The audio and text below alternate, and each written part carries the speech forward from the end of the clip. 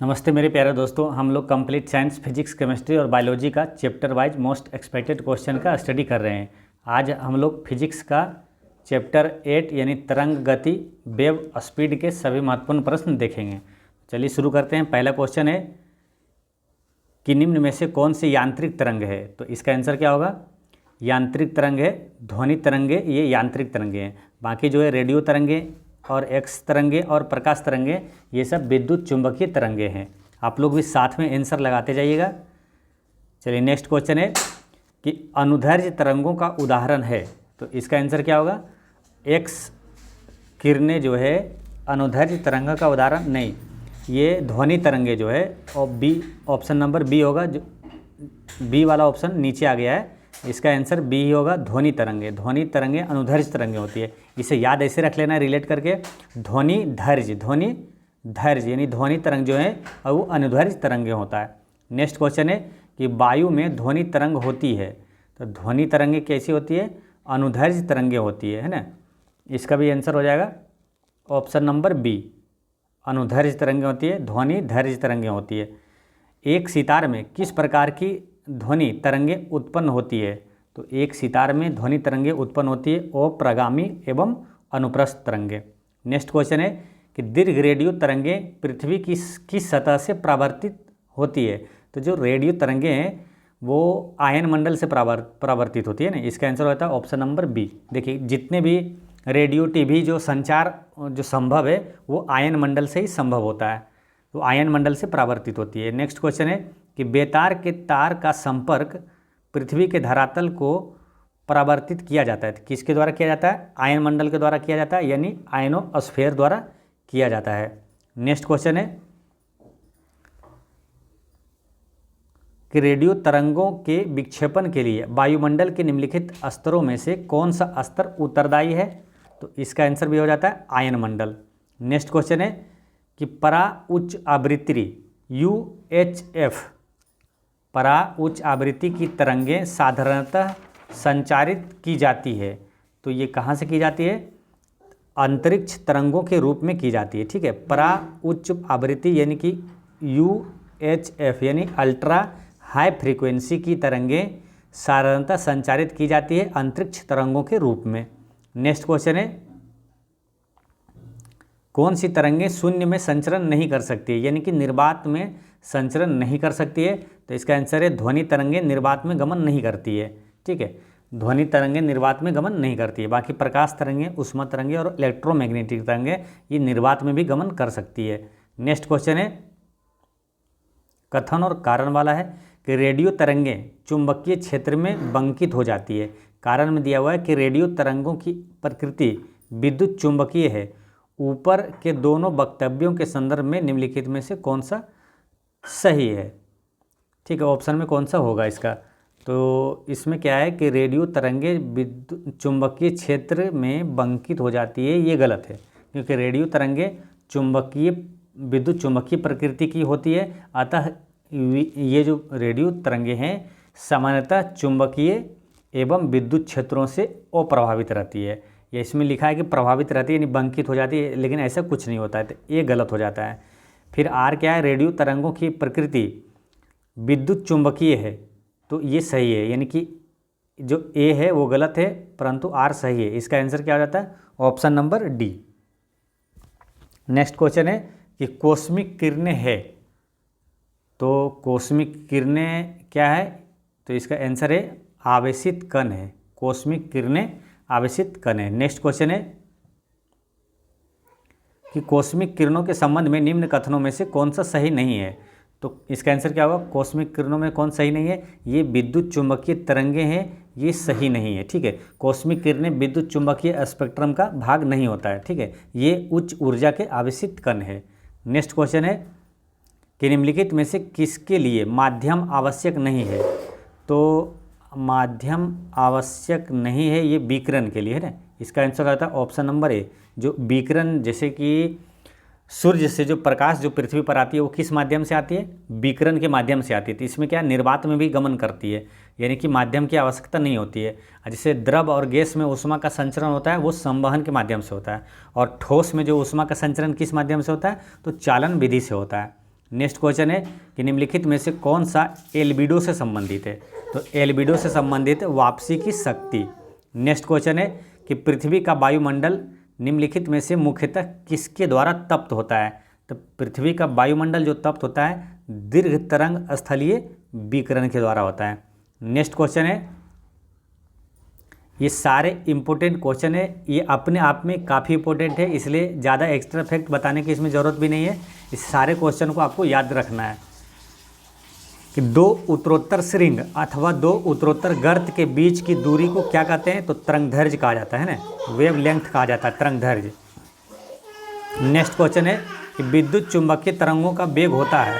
तो विद्युत चुंबकीय तरंगों का वेग होता है कितना? 3 × 10⁸ मीटर प्रति सेकेंड होता है। 3 × 10⁸ मीटर प्रति सेकेंड होता है। नेक्स्ट क्वेश्चन है कि निम्न में से कौन सा विद्युत चुंबकीय तरंग का उदाहरण नहीं है? तो विद्युत चुंबकीय तरंग का उदाहरण नहीं है पराध्वनिकी तरंग। नेक्स्ट क्वेश्चन है कि निम्न में से किसकी तरंग लंबाई सबसे अधिक होती है? तो तरंग लंबाई सबसे अधिक होती है किसका मालूम? ये रेडियो तरंग की तरंग लंबाई सबसे अधिक होती है। देखिए इसमें क्या होता है, विद्युत चुंबकीय स्पेक्ट्रम में शामिल विभिन्न विकिरणों का तरंगदैर्घ्य के संदर्भ में अवरोही क्रम इस प्रकार होता है, यानी कि सबसे ज़्यादा जो होता है रेडियो तरंग का, उससे कम होता है माइक्रोवेव, उससे कम होता है अवरक्त विकिरण, उससे कम होता है दृश्य प्रकाश का, और उससे कम होता है पराबैंगनी विकिरण का, और उससे कम एक्स किरण का, और सबसे कम होता है गामा किरण का होता है, और सबसे अधिक हो गया रेडियो तरंग का। नेक्स्ट क्वेश्चन है कि निम्नलिखित में विद्युत चुंबकीय विकिरणों में किसकी ऊर्जा अधिकतम होती है? तो किसकी ऊर्जा अधिकतम होती है? एक्स किरण की जो है ऊर्जा अधिकतम होती है। नेक्स्ट क्वेश्चन है कि माइक्रोवेव में विद्युत चुंबकीय तरंगें होती है जिनकी सीमा की आवृत्ति होती है, जो कितना होता है माइक्रोवेव में? तो इसका आंसर है 1 गीगाहर्ट्ज से 300 गीगाहर्ट्ज के बीच होता है। नेक्स्ट क्वेश्चन है कि क्रिस्टल की संरचना जानने के लिए निम्न में से किसका प्रयोग में लाया जाता है? तो इसको लाया जाता है एक्स किरण का। नेक्स्ट क्वेश्चन है कि एक रडार जो शत्रु के वायुयान की उपस्थिति का पता लगाता है वो प्रयोग किया जाता है, तो इसमें क्या प्रयोग किया जाता है? तो इसका आंसर है रेडियो तरंग का प्रयोग किया जाता है। ठीक है, रडार का प्रयोग क्या है? ऐसे भी क्वेश्चन पूछ लिया जाता है कि रडार का प्रयोग किस में किया जाता है? तो वायुयान की उपस्थिति का पता लगाने के लिए किया जाता है, यानी कि पृथ्वी के ऊपर वाले, यानी कि वायुयान एरोप्लेन के लिए। और एक होता है इसी तरह सोनार। तो सोनार के क्वेश्चन क्या आता है कि समुद्र के अंदर गहराई में वस्तुओं को पता लगाने के लिए किसका प्रयोग किया जाता है? तो सोनार का प्रयोग किया जाता है। नेक्स्ट क्वेश्चन है कि सुदूर संवेदन तकनीक में निम्न में से किसका प्रयोग किया जाता है? तो इसमें विद्युत चुंबकीय तरंगों का प्रयोग किया जाता है। नेक्स्ट क्वेश्चन है कि जब समताप मंडल में ओजोन का अपक्षय होता है तो पृथ्वी के धरातल पर पतित विकिरण की तरंगदैर्घ्य कितनी होती है? तो इसका आंसर क्या होगा? जब समताप मंडल में ओजोन का अपक्षय होता है तो पृथ्वी के धरातल पर पतित विकिरण की तरंगदैर्घ्य होती है वो 10⁻⁻7 मीटर होता है। नेक्स्ट क्वेश्चन है कि निम्नलिखित में से किस प्रकार की तरंगों का प्रयोग रात्रि दृष्टि उपकरण में किया जाता है? तो इसका करेक्ट आंसर है अवरक्त तरंग का प्रयोग किया जाता है। ठीक है, किस प्रकार की तरंगों का प्रयोग रात्रि दृष्टि के उपकरण में किया जाता है? तो अवरक्त तरंग का प्रयोग किया जाता है। ठीक ना। और अवरक्त तरंग से एक और उपयोग होता है कि टीवी रिमोट कंट्रोल में किसका प्रयोग किया जाता है? तो अवरक्त किरण का ही प्रयोग किया जाता है, अवरक्त तरंगों का। नेक्स्ट क्वेश्चन है, वही क्वेश्चन आया कि सामान्य टीवी रिमोट कंट्रोल में उपयोग की जाने वाली तरंगें होती है, तो ये कौन सा होता है? तो अवरक्त किरणें होती है। नेक्स्ट क्वेश्चन है कि टेलीविज़न के दूरस्थ नियंत्रण के लिए किस प्रकार के विद्युत चुंबकीय विकिरण का प्रयोग किया जाता है, यानी कि दूर से उसके कंट्रोल करने के लिए, यानी रिमोट कंट्रोल में किसका प्रयोग किया जाता है? तो अवरक्त तरंग का प्रयोग किया जाता है। नेक्स्ट क्वेश्चन है, निम्नलिखित में से कौन सा विद्युत चुंबकीय विकिरण टेलीविज़न के दूरस्थ नियंत्रण के लिए प्रयोग किया जाता है? तो टेलीविज़न के दूरस्थ नियंत्रण मतलब रिमोट कंट्रोल में अवरक्त विकिरण का प्रयोग किया जाता है। नेक्स्ट क्वेश्चन है कि टीवी सेट को चलाने के लिए फिर वही रिमोट कंट्रोल वाला ही आंसर है। कई बार देखिए कितनी बार एग्जाम में पूछा गया है। तो इसमें है, इस बार घुमा के पूछा है कि एक टीवी सेट को चलाने के लिए निम्नलिखित में से किस एक का टीवी रिमोट नियंत्रण इकाई द्वारा प्रयोग किया जाता है। तो इसमें रेडियो तरंग का प्रयोग किया जाता है। नेक्स्ट क्वेश्चन है कि दूरसंचार के लिए प्रयुक्त तरंगे है। तो दूरसंचार के लिए प्रयुक्त तरंगे कौन सा है? माइक्रोवेव यानी सूक्ष्म तरंगे। नेक्स्ट क्वेश्चन है कि आवृत्ति मॉड्यूलेशन यानी फ्रीक्वेंसी मॉड्यूलेशन रेडियो वेव्स के बारे में क्या सही नहीं है? तो आवृत्ति मॉड्यूलेशन की आवृत्ति रेंज आयाम मॉड्यूलेशन से कम होती है, ये गलत है। ठीक है, ये गलत है। बाकी ये आयाम, इसमें आयाम और कला नहीं बदलती, ये सही है। इसका आविष्कार एडविन आर्मस्ट्रॉन्ग ने किया, ये सही है। और इसकी बैंडविड्थ आयाम मॉड्यूलेशन से ज़्यादा होता है। नेक्स्ट क्वेश्चन है कि एफएम प्रसारण में सेवा में प्रयुक्त होने वाली आवृत्ति बैंड का प्रास होता है। तो वो होता है 88 से 108 मेगाहर्ट्ज के बीच होता है। नेक्स्ट क्वेश्चन है कि एक रेडियो स्टेशन से 30 मीटर बैंड पर प्रसारण प्राप्त होता है। तो इस स्टेशन द्वारा प्रेषित वाहक तरंगों की आवृत्ति है। तो इसका कितना है? 10 मेगाहर्ट्ज है। नेक्स्ट क्वेश्चन है कि पृथ्वी के वायुमंडल में आयन मंडल कहलाने वाली परत रेडियो संचार को सुसाध्य बनाती है, क्यों? तो पहला है कि ओजोन की उपस्थिति रेडियो तरंगों को पृथ्वी की ओर परावर्तित कर देती है, ये गलत है।